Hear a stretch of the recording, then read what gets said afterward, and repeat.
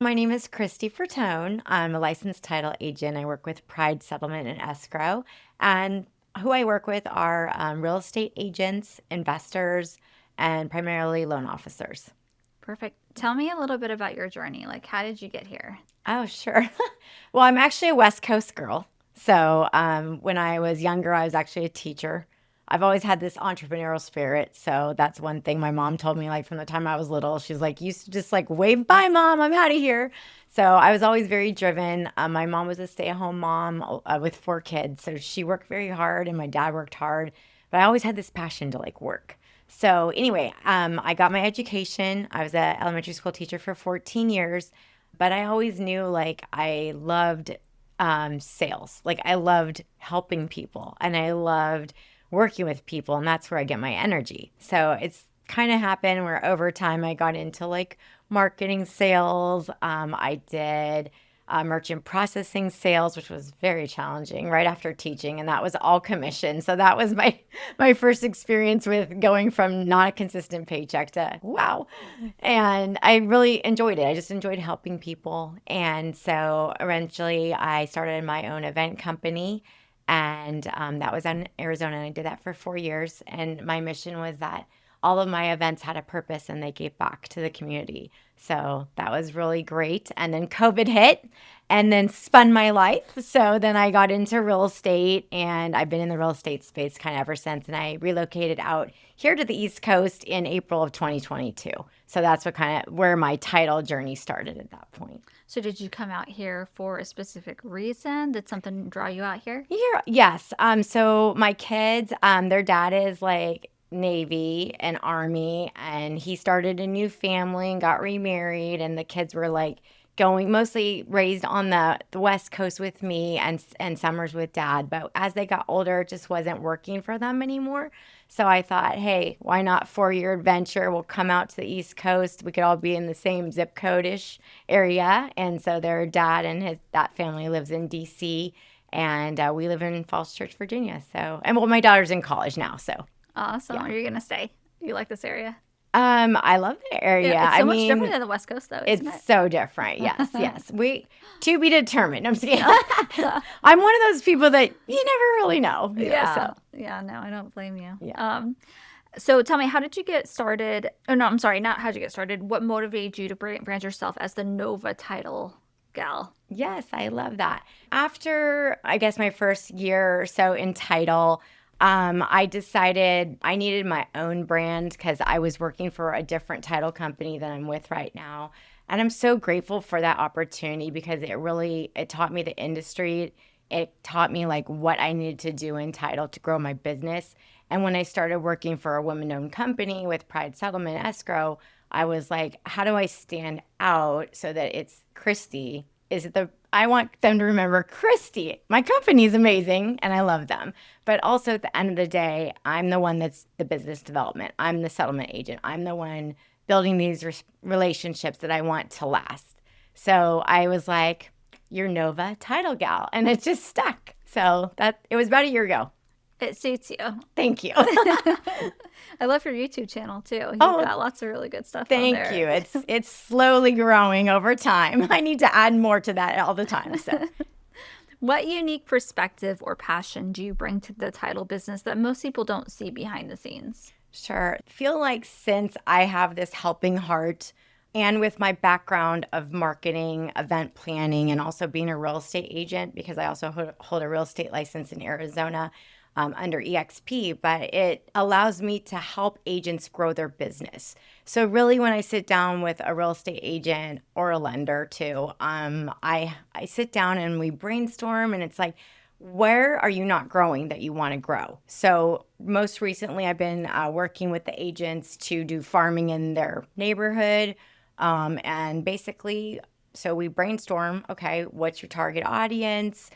How do you want to like get out in front of these people? And I will actually go door knocking with them. And I Wow. actually do the marketing behind it as well. So they don't really We just plug and play. Like I get their vibe and then we tweak it a little bit so they don't have to worry about that. So I bring my marketing experience to them and it takes the pressure off of them because they're like overwhelmed sometimes. And to me, it's just my passion and I love it. So That's amazing. thank you. Like you're going back to the door knocking. The Like, door that's knocking, yes. legit. Well, yeah, and I also tell them it's a community outreach, and why not market your neighborhood? You live there. Like, Yeah. they probably don't know, but I do it a little differently. So they do like, they highlight a local business and they do a raffle, and it engages the community to just get to know them a little bit. And sometimes it's a fun thing, and then sometimes they do some value. And I also really believe in doing community events, like things that like a cornhole event or client appreciation event. Those are so important, and like hygiene drives, and work with an organization and give back. So it really depends on the agent or the lender and what direction they want to go. Once I know that, then I can kind of come up with it because of my marketing background and my event planning background. You have a very wholesome brand. You educate, you empower, but then you're also giving back as well. And I'm sure motivating and encouraging your agents that you work with to give back as they grow their business. It's very close to my heart for sure. Yes. I love amazing. that. I think it's very important to give back to the community. Agreed.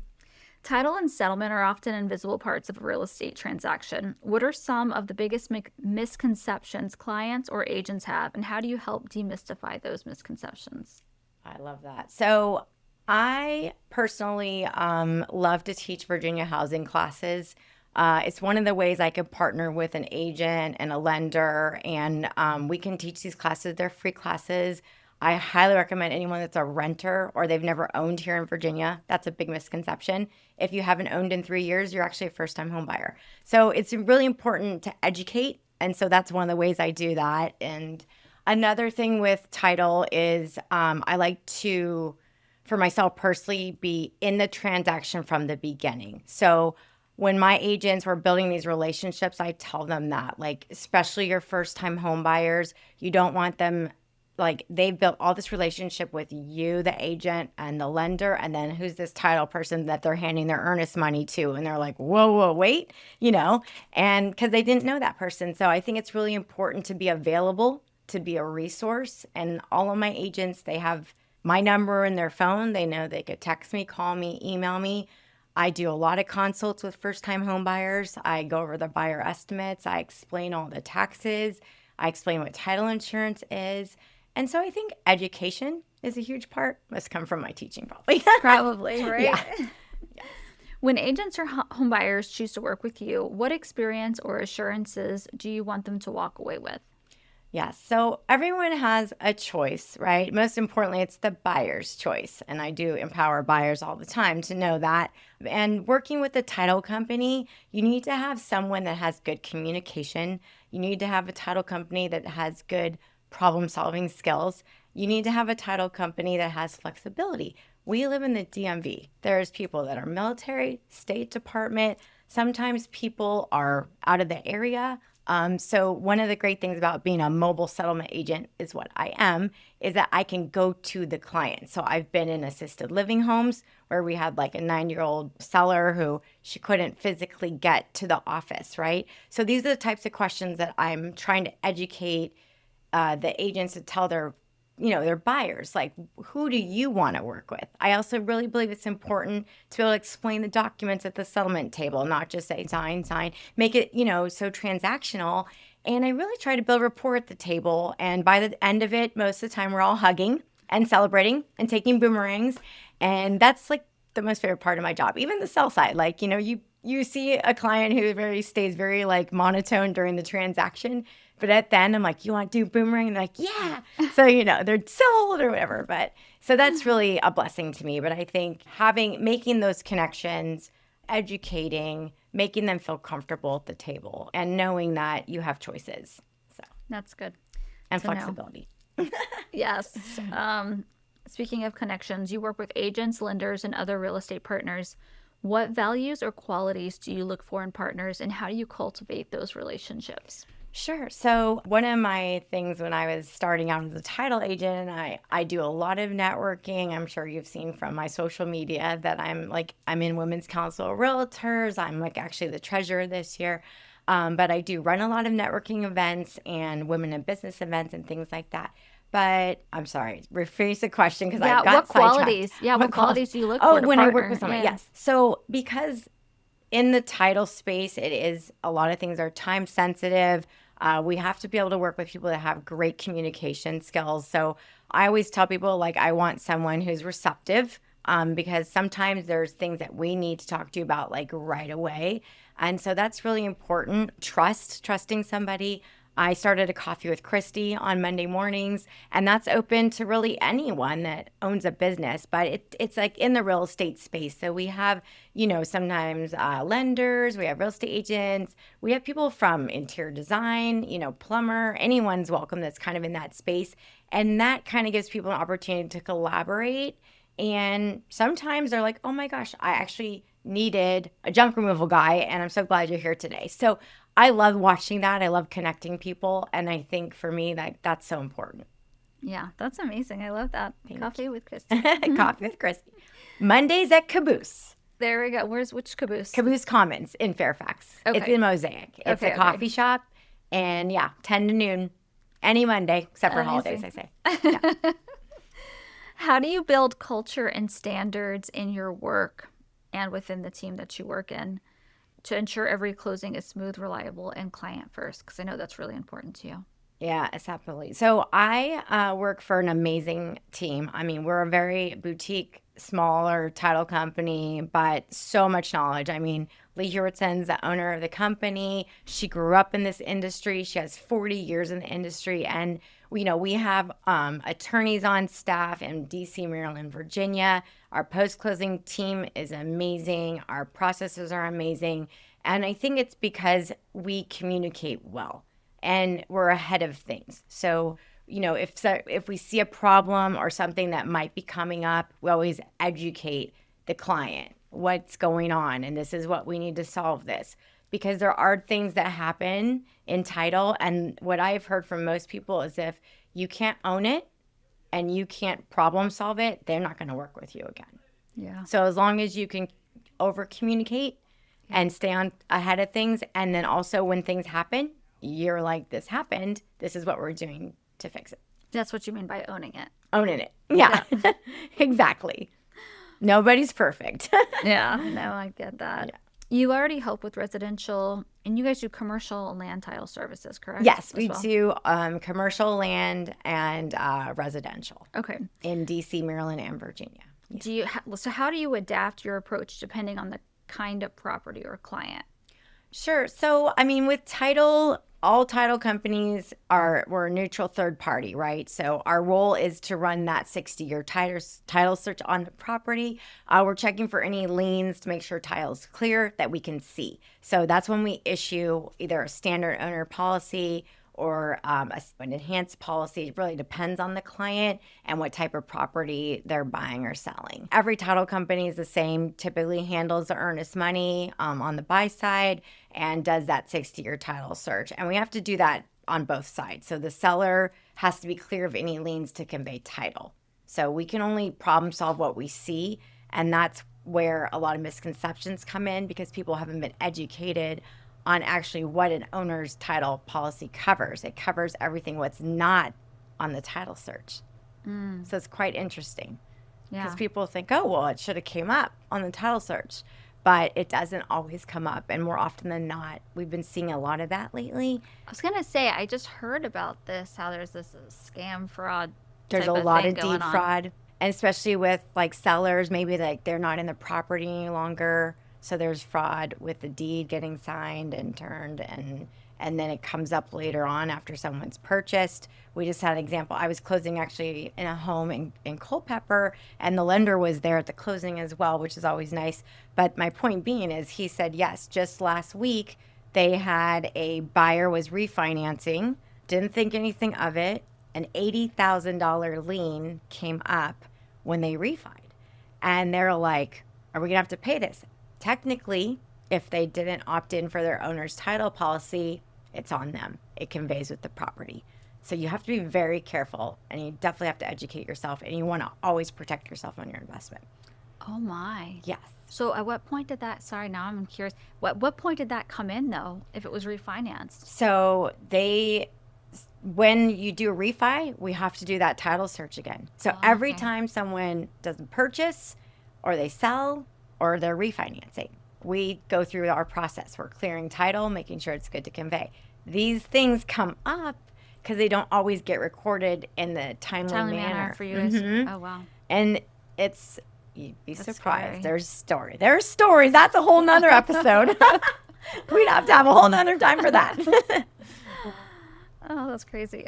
Given your branding and visibility of your Nova Title Gal, how do you use personal branding and content, specifically your YouTube and social media, to drive that authority and trust?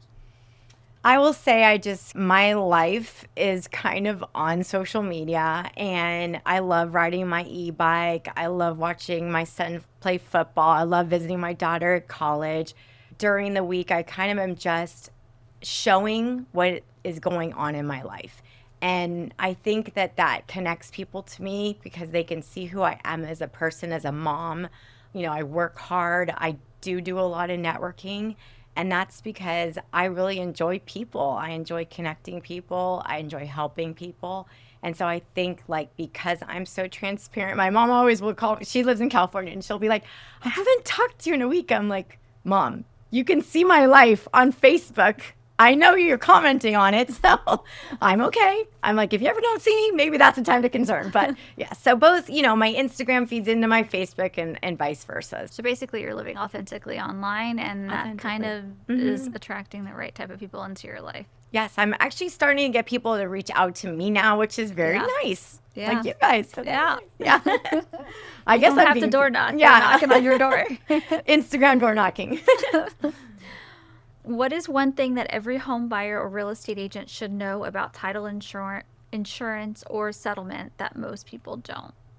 Yeah, I think I kind of touched on that a little bit. I think what's most important is to have someone in title. If you're going to work with a title company, you want to be able to have a point of contact that can be a resource for you, that can answer questions, that if you have a first-time home buyer or they've never bought in Virginia or DC or Maryland, like someone that they can pick up the phone and call. Like I'm a licensed settlement agent. I had to go to school to get that. I had to pass a test. I have to keep up with my hours. So you have to be a resource for people. And my team behind me, I know the owner of the company, 40 years in the industry. Like there hasn't been anything that I haven't been able to call her and say, I don't know about this, but I know this is you got the experience behind you. So I think, having knowledge is huge and being able to be a resource for people. And if you don't know the answers, then you need to be honest and say, I'm going to find out for you. And that's a great question. But I stay in my lane. Speaking of staying in lanes, I've got a question for Sure. you here.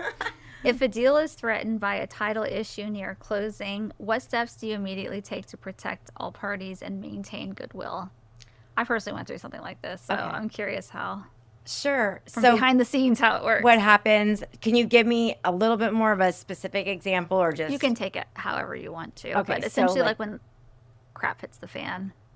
if maybe it's not gonna go to all the way, or maybe more of something like a miscommunication factor? Yeah. Okay. Miscommunication factor. Sure. So I think, like I said, because of the relationships that I build with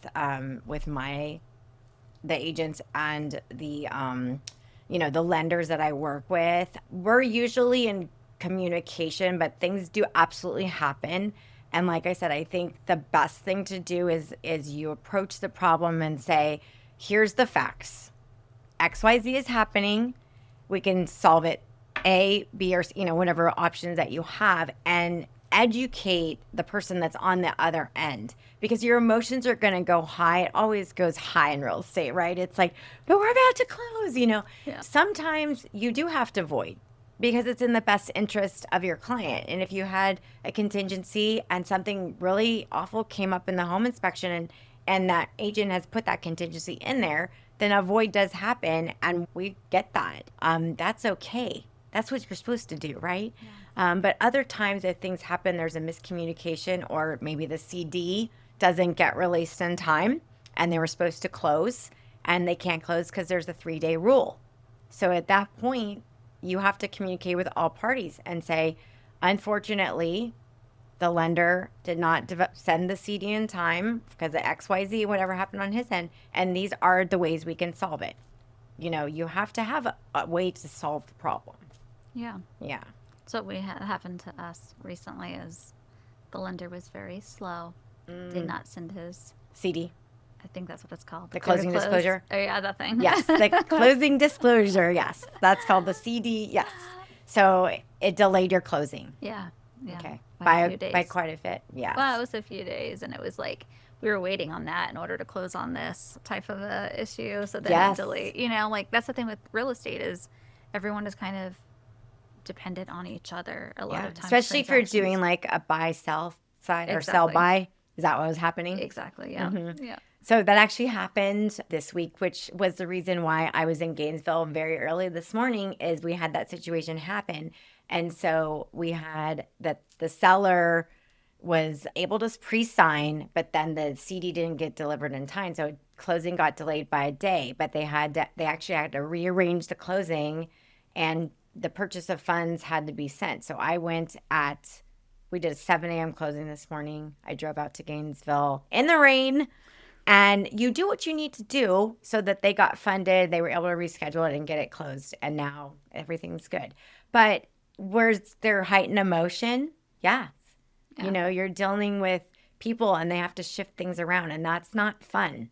But I really think it comes down to, if you trust who you're working with, it makes that so much easier to hear. The emotions aren't as out of, yes. Oh, you still get probably a little heated, but yes, at least like these are the ways we can help this, and you definitely want to have someone in your back corner that's going to be able to advocate and push through. And I think it's also important to just, like you said, have trust in your team so that there's no second guessing. Are they really doing what's in my best interest? Do they really care about making sure it gets closed in time, or are they just kind of like sipping on those margaritas because it's the weekend and they're not us? They're not doing their job. Let's hope not. Looking forward, what's your vision for where you want your Nova Title Gal and Pride Settlement Escrow to go? I know that's Lee's company, but you're in there as well. Yeah, and then how do you want to be seen by clients, agents in the industry in the next 5 to 10 years? Okay.